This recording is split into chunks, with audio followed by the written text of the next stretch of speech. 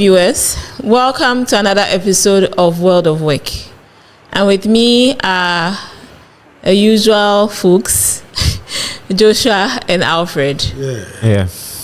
Okay, today we have a very interesting topic. To japa or not to japa? Okay. So, about 2 years ago, I was organizing a career fair, and the topic for the guest speaker was about to japa or not to japa. And my colleague was like, but you, Anapa, of course, to japa. It's a no-brainer. Why did you even bring this topic? What do you guys think? Before you continue, there may be some viewers who may not be familiar with the term japa. Okay. So we need to clarify.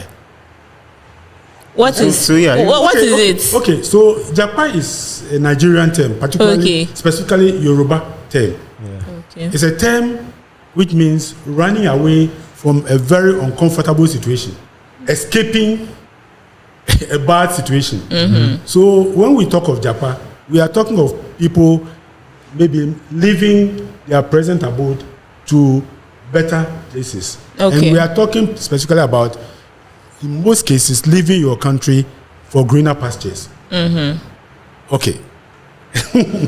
So, what do you think, since you have technically japaed before? Yeah. Okay. I mean, when we talk of japaing, there you must be in a situation that you don't like, and so you want to leave. Sure. Okay. And so for me, japaing is not limited to going abroad. Because somebody who is in the village and his life, he doesn't see any future for himself.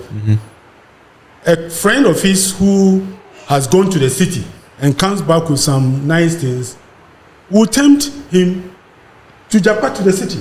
Okay. So japaing is nothing new. It's an old thing. So rural-urban migration is a kind of japaing. Okay. All right. So in your context, you jackpot, where did you go to? What happened? What sent you there? Okay. And how many years was this? That was way back in 1980. Okay. That's how many years ago? 40 plus. 1980, 45 years ago. Okay. Okay, yeah, 45. I was teaching in a school. I had taken a car loan to support my junior brother who had japaed to the US. Interesting. He had japaed to the US. He was in the university there. He was having financial challenges. And so I took a car loan. I didn't buy the car. I changed the money and sent it to him over there. And because I didn't buy the car, my salary was stopped. I had no choice than to japa. Okay. Go and work somewhere and come back and pay that loan. So I japaed to Nigeria. And that was a time when there was a lot of japaing going on. And at that time, it was interesting because in the teaching service, Nigeria was booming. Okay. Their currency, the naira, was even stronger than the pound at a stage. Than the British pound. Than the British pound. It was really above the dollar.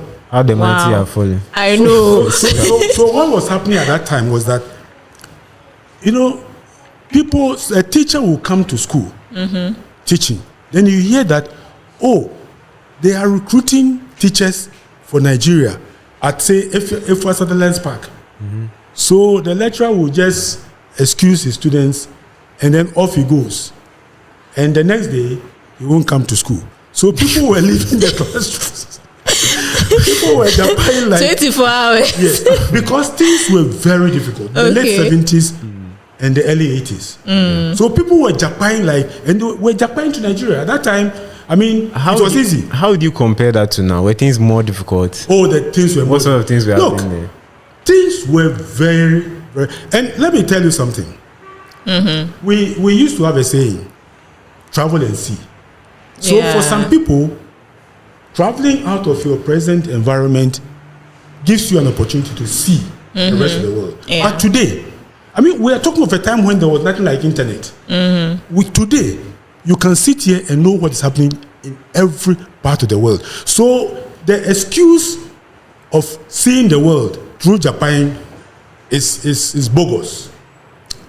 I won't agree with that. The other day, behind the Trotsky, I saw traveling is part of education. I tend to agree with that because there's a certain amount of exposure, a certain amount of education, even on your own part, that comes with entering a new and different space. For instance, you'll be able to tell whether you are biased in your thinking or with your culture, and you'll be able to know what your shocks are, whether you like their food, you don't like their food. You'll be able to tell whether you like the code or you don't like the code, amongst many other things. So to say that, oh, it's bogus to say that because there's technology, japaing for the purpose of seeing is, nah, I don't agree. I agree with you on that, but I don't think sightseeing or simply getting into a new environment is the main reason why people are japaing. I mean, now people won't japa. Young people are not japaing because of sightseeing. No, okay, fine. That one there, we know for a fact. Okay, well, we'll come to that part. But I want to get clarity on your position. When it comes to Japan or not Japan, where do you fit? What's your position on there? To Japan or not to Japan? Oh, to me, there are positive sides of Japan and negative sides of Japan. It depends on the individual and the circumstances. Okay. Yes. So, what circumstance, if you could summarize it in one or two sentences, what circumstance is it good to Japan and is it not good to Japan? And then we can... You have people who have relatives abroad, or parents who are well-to-do, and they want to sponsor their children to go outside, leave their current environment, and go outside, maybe go to school and find a job with Goldman Sachs or something. Who won't take that opportunity? That one is understand. But to Japan from your country, I mean, look, there was a boy who used to come to work for me. He's in the SHS. And this boy is very industrial. I mean, he could do almost everything. Electricals, he could do carpentry work, he can do masonry. And so he came around and then he was telling me, he's an SHS trainer. He said, as soon as I finish, I want to Japa. I said, Kwame, what are you going to do? He said, anything to Japa to go and just do anything. That one, I won't support it. Okay. I think I get your base on things. For myself, I would agree to some extent, but I would also put a caveat. Someone may be like, I'm industrious, I can do anything. Why don't I go out there and see what I can do for myself? Because you are giving an example of going to a Goldman Sachs is a good reason to Japa. Someone may be like, if I go outside, who knows what opportunities may be available to me? I don't know. So that's why I'm going. When I go, I'll go and see what is available for me. But if I stay here, I know that there's, in quotes, nothing here for me. I would rather prefer, this is what someone tried to me, I prefer to sweep in Britain or UK than work in an office in Ghana. Because over there, there's natural AC, winter. Here, the dust and the heat and all these things, if I'm sweeping, I'll get more money there than I'm here. If I'm earning, this is another person. If I'm earning £1,000 in UK, it's better than the salary I'm getting here in Ghana. That's what someone also did try to say. But do you know that there are homeless people in the UK, homeless people in the US? Yes. They are sleeping by the roadside. And they are actual citizens. Life is not easy, but let me tell you something. Apart from the challenge, you are talking of leaping in the dark. Now let me tell you something. There was I was looking for spare parts, and I overheard a discussion, going on. They were talking about an opportunity for people to Japan to New Zealand. Yeah. And they were requiring that you put together 80,000 Ghana cedis. At that time, the exchange rate was about $1 to $10 to 10 cedis. Okay. Which means that $80,000 was about $8,000. 80,000 cedis was about $8,000. Yeah. And what are they going to do? They are going to do factory work. And I told myself, if I had 80,000 cedis at that time, and I'm at Abosokai, where some people, I know somebody who has made it at Abosokai, I would rather learn the trade there and use this $80,000 to make money, because I know of 2 doctors who moved from Kolebu to sell spare parts at Bosoka, and they are better off. Yes. In talking about doctors, I'm going to talk about another kind of doctor, academic doctor. Okay. I heard that there are some professors who, when it's their break, they go outside the country to some of these places, and then they work in hotels where they go and clean, do laundry, clean washrooms, all those kind of things. I think I remember one of my colleagues saying she saw one lecturer that she knew cleaning a hotel, and he said, over there's nothing like doctor, there's nothing like professor. He went there for some 1 month, 2 months, did the work, and came back with the dollars. Whether he came to flex with it, I don't know. But he said, I hear it's a thing that happens. I know. So what about that? Is that Japan or not Japan? It's also Japan. And why are they doing that? Are they no better alternatives than Japan? Temporary Japan is. There's nothing wrong with temporary Japan because lecturers go on sabbatical. Sure. They go on sabbatical, and what you do with your sabbatical is up to you. Some of them go as adjunct lecturers elsewhere. They make money and come back. Yeah. There's nothing wrong with it. Whatever. But if you are just leaping to a dark, you don't know where. And some of them, look, let me tell you something.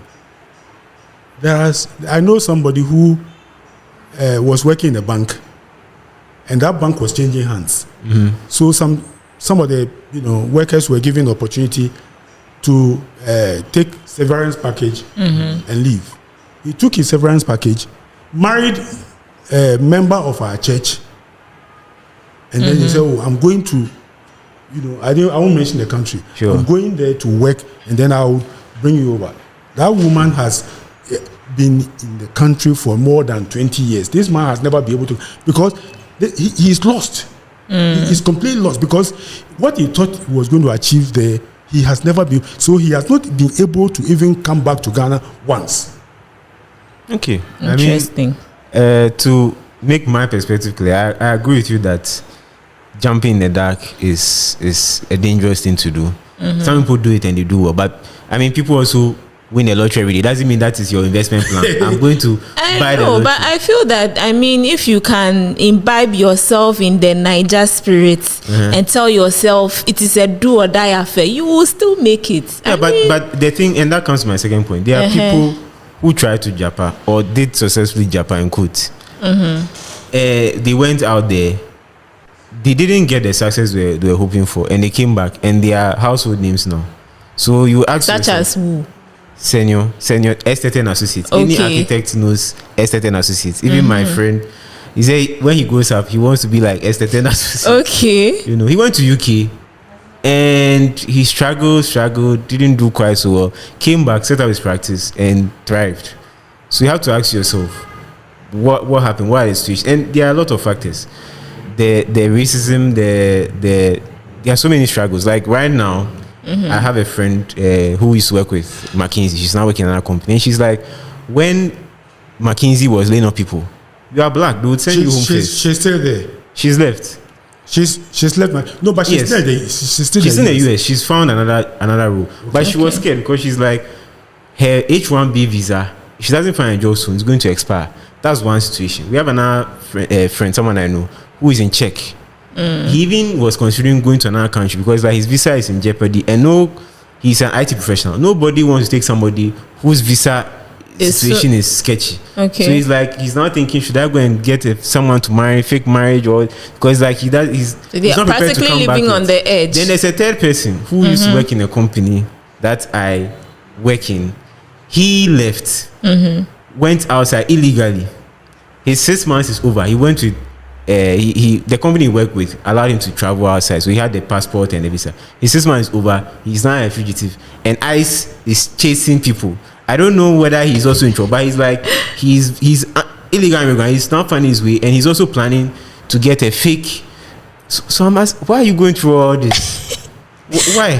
It's a better life now. Like you see, man must chop dollars small and all that. And the thing is that this is someone who was not by any means struggling. In terms of the average Ghanaian, he was doing better than the average Ghanaian. Okay. He was not in the best stage, but he was doing better than average Ghanaian. And yet he was like, I'm going out there, like you are saying, do or die affair. The reason I'm saying it because this is him 6 months from now. There's a lady, there are several people. One lady from Nigeria. She went there. She was like, she's serious minded. She's going to focus. We'll find the video. It's on YouTube. It's there. First, she went to school, finished school. While she was going to school, she got a job. When she finished, she got another job. And she was like, I'm going to progress my career. I'm not going to play any games. Now, she decided to get a citizenship because she knew that's the next step to do, get a citizenship. She got a citizenship, came out to Nigeria just to see what life was like. And she was like, she got a job on when she came to Nigeria. And she was like, this salary they are paying me, where is it going to go? I'm getting my pounds in UK. I'm coming to work here. So she left, went back to UK, started working. 20 years later, she has a mortgage, she has kids and everything. She comes back to Nigeria, and her friends that she thought she was ahead of, they have built houses, they are training. She's like, I don't understand. What I was ahead of you people. How have you people bypassed? What was like African now magic? Now African magic. It's not African magic. I know, but and she has a lot of money. Debt. She's paying mortgage. She has paid. She's still paying for the house. You mentioned Esther and Associates. You know his story. You know he was there in the UK, and he's an architect. He got his architectural degree here in Kumasi. He was my colleague, my close friend. Okay. But he said, whilst he was in the UK, he wasn't given the respect that he deserved because he was black. Someone said, "Now respect to go job." Yeah, exactly. No, the respect goes with pay because So let me tell you, at a point, he decided that he was coming, he was leaving. Yeah. So, and he had a British passport. Yeah. He wasn't even an illegal immigrant like a lot of people. Yeah. Because his wife was a British citizen, a Ghanaian with a British citizenship. Yeah. So when he came to Ghana, he had initial struggles and that kind of thing. But today, he's very comfortable because he took a decision that, look, I can make it back in Ghana. And my brother I'm talking about, whom I had to Japa because of his struggles in the US. Look, in those days, how many people were schooling in the US who were having their fees paid from Ghana? My brother's fees were being paid. My father used his pension to pay his 1 year, university fees there. And then in the second year was when I took my car loan and that. Do you know how it ended up? Look, if you don't straighten your life here before even Japan, you will go and come back like my brother did. Because he went and got involved. He took a name. He was using double identity so that he was working somewhere, collecting salary, and he was taking unemployment benefit because he took a name. He called himself, he said, Kofi Povito or something. He took some strange name and he was using that to collect salary. Unemployment benefit. Now that's the way he was living here. He was always trying to be smart and that kind of thing. In the end, he got involved with African Americans, on drugs and that kind of thing. He ran back to Ghana after how many years? 1977 to 84. 7 years. 7 years with nothing because the FBI was after him. 7 years of wasted life and my wasted money, my father's wasted pension. So if you don't straighten your life here and you think Japan will solve all your problems, you are mistaken. Okay. So in terms of Japan, what then is the right approach? How can one successfully Japa? I mean, okay, I want to add one thing before we get on to how can one person successfully Japa, because we went through some stats before the episode, didn't we, about immigration stats and all these things, because we wanted to take into consideration what the stats are saying aside from anecdotes, personal experience, people we know and stuff like that. And the interesting thing is, because you went to Ashesi, and I realize that you've not made your opinion on the Japa thing known. Oh, if I get the opportunity, I'll go some. Okay. But because let me push this. You are familiar with a company called Ashinaga? Yeah. Japanese company where they are like, oh, we'll let you come, you get the training, and you go back and develop your own country. And then you also have an Ashesi who try to do that with their university itself, where people will come in and become future leaders, change makers and all that. What's your opinion on that mindset, that concept? Then I'll go into what the stats we found here? I think the concept is having come from an environment and being exposed to a different environment, you are better able to help your people solve their problems because you are from there. You understand the issues. And the politician, okay, I'm not going there. let's not go So that concept makes sense. It's a better alternative as against throwing money at people and say, here, or bringing experts from outside to come and solve Africa's problems.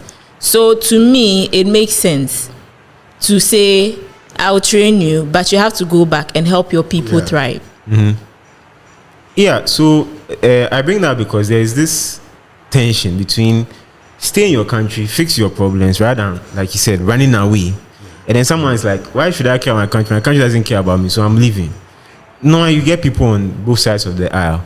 You get someone like, you were mentioning a young professional you met called Brian, who talked about his Silicon Valley experience and why he prefers here over there. I'm sure many other people who are like, I wouldn't live here, I like here because of certain things. And then have other people who are like, forget Ghana, I'm tired, I'm going. So how do you reconcile these 2 points? For me, it's more about, okay, the first world has made it. How did they make it? What did they do? Going there, learning from them, but having the mindset and the focus of how can I bring it back home? Okay. How can it make sense for my people? Okay. You are from here, you have the understanding of what works and what doesn't work. And so more or less trying to put yourself in a better position and play on the side of being from the better of both worlds. Sure. Because I feel that if, let's say, I'm in US, I understand how US market works. I'm exposed to the weaknesses of the Ghanaian environment. So therefore, I'll be in a better position to bring certain inventions that already exist in the US to Africa and then become a millionaire or the next Bill Gates just because of the exposure and the understanding I have about my problems. Patrick tried to do that with HSC. And he tried to make sure that essentially you will get US level of education whilst in Ghana. Exactly. People went to HSC, they finished. You can call it the HSC experiment. It's been 20 years. Do you think, how is it going? Is it successful? Is it not successful? I'll say it's successful. It's still a journey in the making. Okay. There have been the dream overs, now 7 out of that experience. There have been very successful professionals like Brima and Co. And you can say that if Patrick didn't make that decision, where will all these businesses and individuals be today? But let me tell you something. This idea that you need to go there and come back to show that you are successful, I think it is a fallacy. Okay. Because I know somebody personally who, in his desperation, accepted to swallow cocaine and go and defecate, in the US, and then be given opportunity to stay there, be given money. He accepted this thing, went, and then he was deported that same day. He had not passed this cocaine pellets. He arrived in Ghana, and managed to, his people who sent him up, caught him at the airport, took him to go and dispel this cocaine, that kind of thing. Fortunately, he escaped, death, because if that thing had burst in his system, he would have died. This guy I'm talking about, he stayed in Ghana. He had limited formal education, but he had that entrepreneurial mind. The guy I'm talking about now, he's not up to 50 years, but he has built a very successful business. He has properties in Accra, in his hometown. He has a workforce. He is doing big business. It's a mindset, like I was saying, you have to work on yourself. If you work on yourself, you can shine anywhere. My father used to say when we were growing up, he said, in Ghana, he said, if you're here, wherever you stand, if you chew chili pepper, it will burn your mouth. You don't need to stand in England to chew pepper to feel that it's pepper. Yeah. Well, I guess the verdict is out. We are not concluding on this topic. However, I would say that if you are out there and you want to japa, there are a few things you need to consider. Do your homework. Find your why for japaing. Find out other people who have failed and why they failed, other people who japed and were successful, so that you are well aware of the realities that exist with japaing. And when you do decide to japa, whether you are successful or not, have a backup plan, because anything can happen. I like that. I like that. So thank you for joining us. Don't forget to like, comment, and subscribe. We want to see your views. We want to read them so that in our next episode, we can have a more interesting conversation. Thank you, and bye-bye from World of Work.